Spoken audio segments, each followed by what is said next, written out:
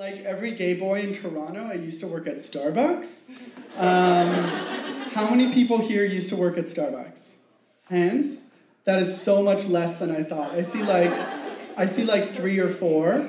But even those who haven't worked at Starbucks have probably been to a Starbucks. And you know that Starbucks has a uniform that is pretty easy to do. It's a white or black collared shirt, dark pants, not jeans, khakis because the 90s or something, and the classic green apron.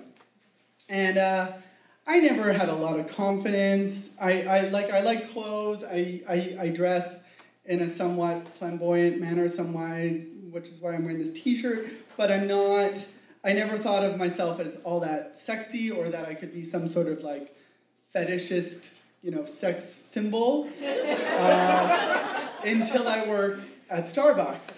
And people have a weird relationship to uniforms. They start seeing you not as just a person, they start seeing you as an idea. Like I've gone out on a date with somebody who told me that in his TTC uniform of the maroon jacket, people will come on to him, like soccer moms and stuff like that, so like people have these weird things about uniforms.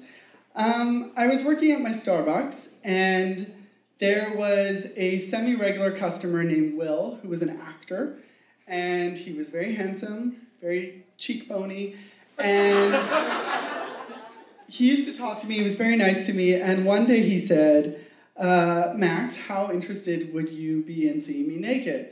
And I said very, and he said, I'm going to be part of a burlesque show, and I would like you to come as my guest.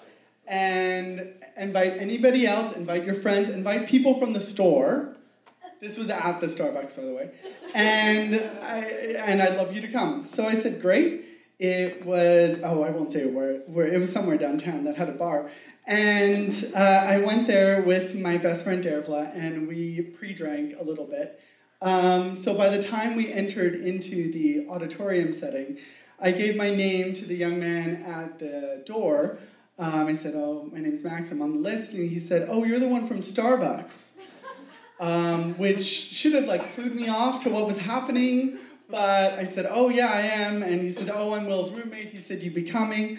So when I sat down with my friend, she said, I think he might be in love with you or something like that. Who would talk about you like this? I'm like, no, you're being crazy. So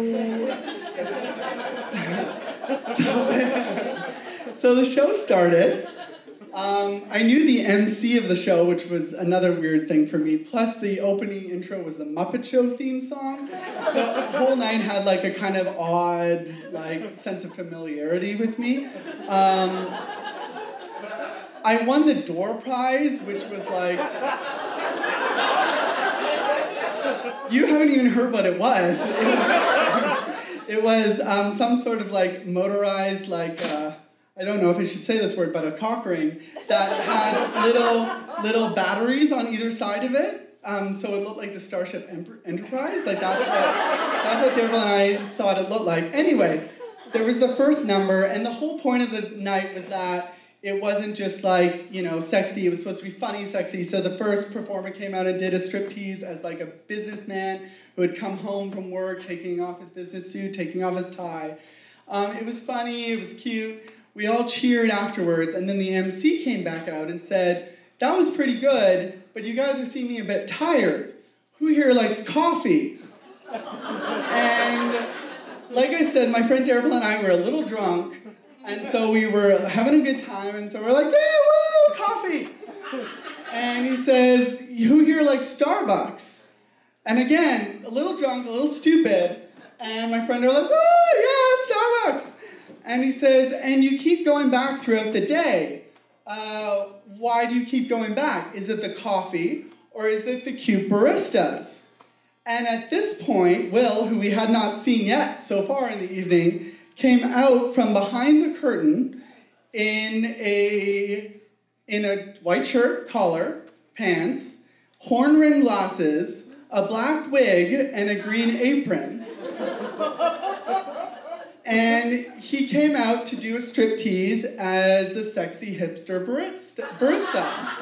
And my friend and I, sitting there, did one of these. Woo!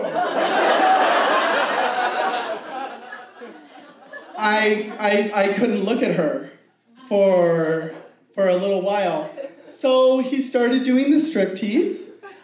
In the striptease, he was the sexy barista. He had a jar, a tip jar that he'd shake around. He spilt milk. He did a lap dance on like the customer in the scenario. He yelled, "Nobody understands me" at one point.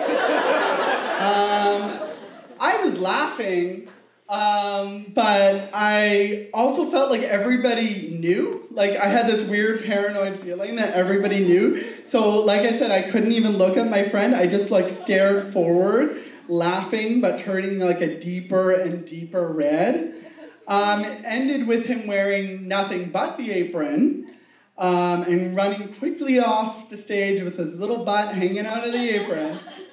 And afterwards, as the clapping died down, my friend whispered to me, "That was the best thing I've ever seen."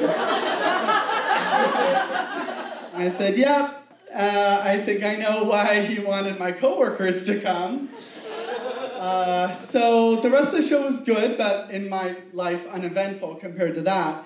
And at the end of the show, we were standing around, and Will came up to me. All of a sudden, now he's shy and sheepish in front of me. And he says, "Did you like my first number?" And I said, "Yes." And he's like, "Did you get it?" And I'm like, "Yes." And he said, "You were my inspiration." I'm like, "Yeah, I gather that, yeah." I mean, but the funny thing is, like, he never, like, asked me out, you know, after that. I don't even think I got invited to the after party, which I think is kind of weird. He came into the store sometimes after that, but it was like we were just back to being, like, customer and barista, and, you know, nothing really came of that. But in conclusion, I will tell you one thing. When I left that job, I took the green apron with me. And that's it.